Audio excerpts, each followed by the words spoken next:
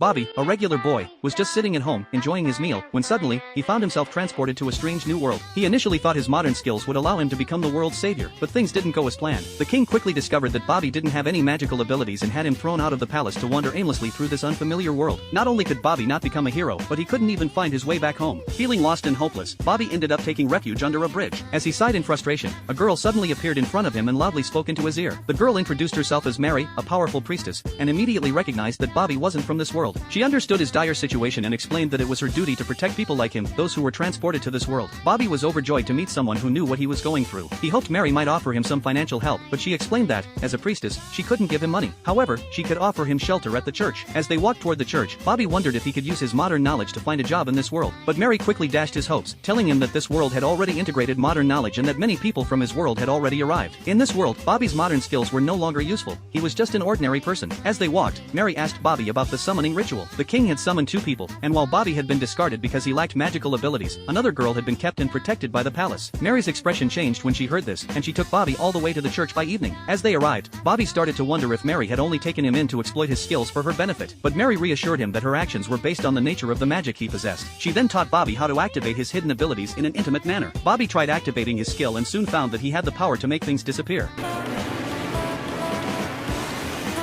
Good. Now let your power flow into it.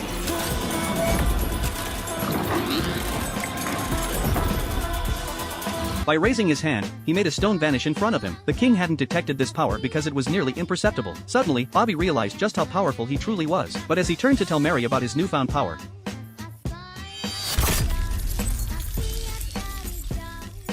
she suddenly drew a knife and stabbed him in the head. Surprisingly, even such a fatal blow didn't kill Bobby right away. With his last strength, he activated his disappearing magic, making everything around him vanish. Mary barely avoided being affected, but everything near Bobby disappeared into thin air. Mary then carefully closed Bobby's eyes. It was clear she had done this before, but each time she did, she felt a pang of guilt. Whenever someone from another world gained great power, they would inevitably lose control of their abilities, leading to disasters. In the past, a person with ice magic had accidentally turned an entire country into a frozen wasteland due to a loss of control. As this happened, a figure with red eyes entered the church. It was Nina, Mary's successor, who had an obsession with Mary. Nina had discovered the location of the girl who had been summoned along with Bobby. But at that moment, the church was quickly surrounded by soldiers from the kingdom. The nobles planned to use the power of people from another world to overthrow the priesthood. A fierce battle soon erupted between them. The leader of the soldiers used fire magic to turn his sword into a massive fire dragon, charging at Mary. She quickly summoned a holy light shield to defend herself and summoned a large bell to fight back the soldiers.